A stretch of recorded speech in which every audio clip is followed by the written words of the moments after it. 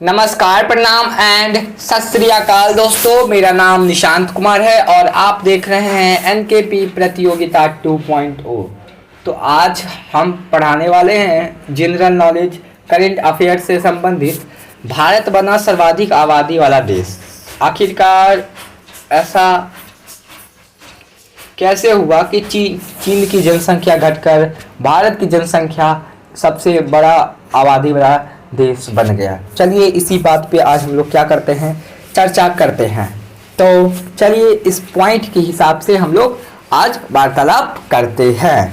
तो संयुक्त राष्ट्र जनसंख्या को 19 अप्रैल 2023 को जारी आंकड़े के अनुसार भारत विश्व के सबसे अधिक आबादी वाले देश के रूप में चीन से आगे निकल गया।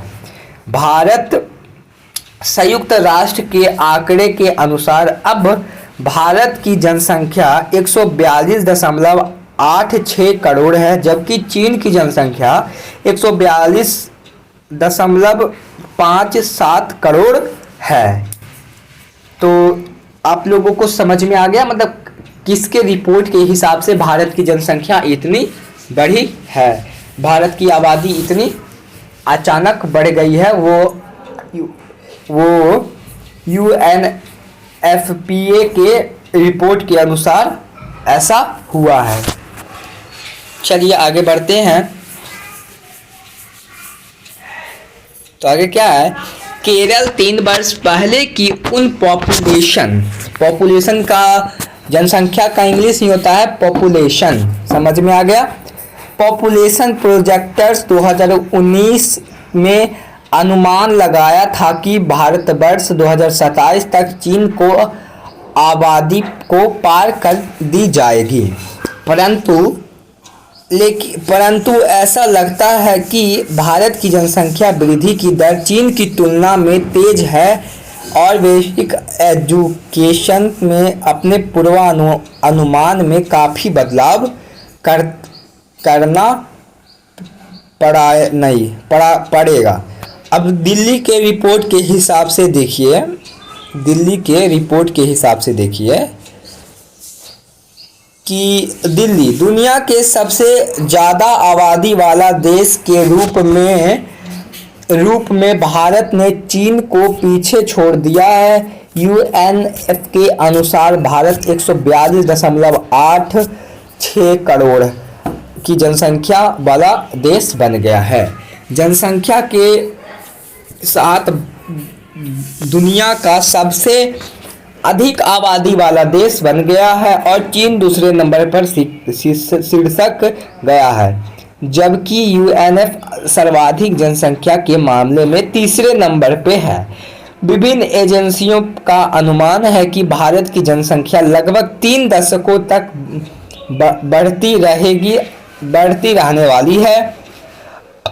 अब जन्म संख्या का मानदंड के बारे में क्या करेंगे, एक रिपोर्ट तैयार है, उस रिपोर्ट के हिसाब से हम लोग वार्तालाप करेंगे।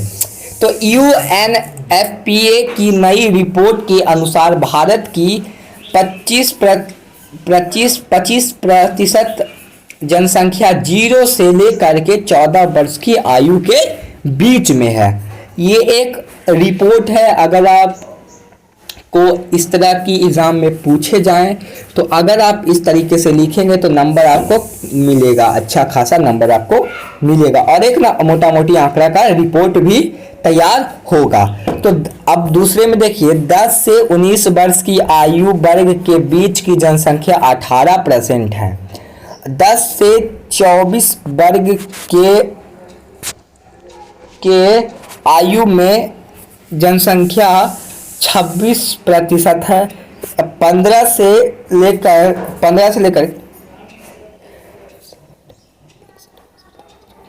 64 वर्ग की आयु जनसंख्या कितना है, 68% है तथा 65 वर्ष से अधिक आयु की जनसंख्या 7% माना जाता है।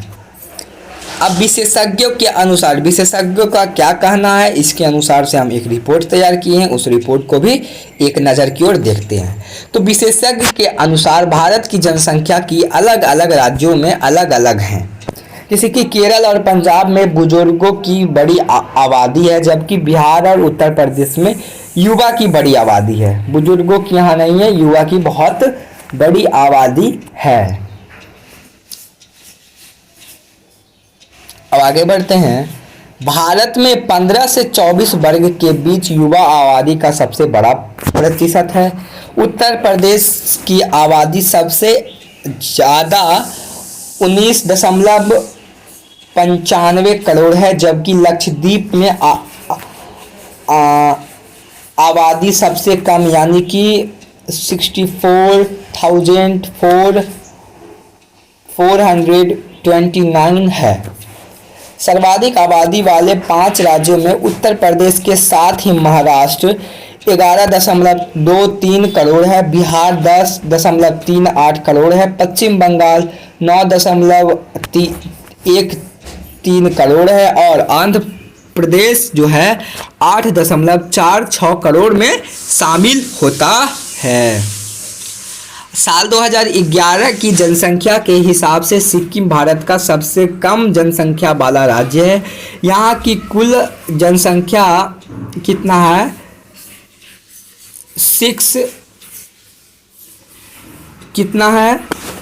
6, 10, 5, 7, 7 दर्ज की गई है थी।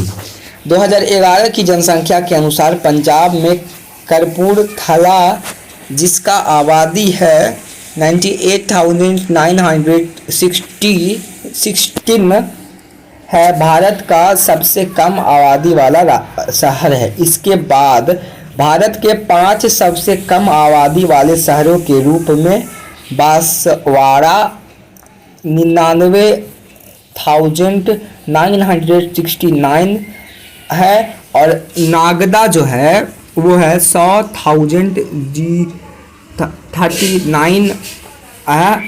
दतिया जो है 100,284 है और गंगटोक है 100,286 है। विश्व जनसंख्या सभ्यता की रिपोर्ट के अनुसार अब इसके ओर भी एक नज़र देखते हैं कि ये भी क्या कहना चाह रहा है। तो संयुक्त राष्ट्र की विश्व जनसंख्या सभ्यता रिपोर्ट 2022 में संकेत दिया है कि वर्ष 2050 तक भारत की जनसंख्या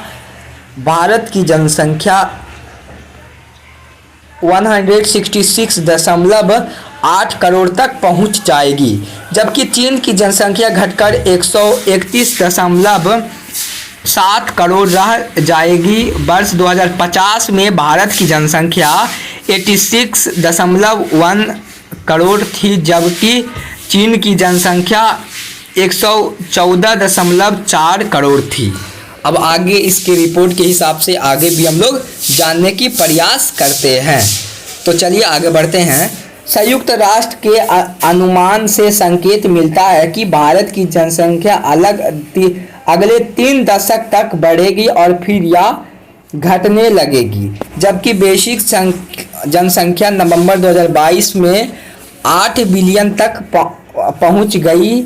यूएनएफ की रिपोर्ट में कहा गया है कि विश्व जनसंख्या 1950 से सबसे धीमी गति से बढ़ रही है और वर्ष 2020 में 1% से कम हो गई है। यूएनएफ की रिपोर्ट का अनुमान है कि भारत में पुरुष के लिए जन्म के समय औसत जीवन प्रशिक्षण 1 वर्ष है, जबकि महिला के लिए यह 74 वर्ष है। चीन की जनसंख्या वृद्धि आज भारत की 1.1% की तुलना में मात्र 0.1% प्रतिवर्ष है।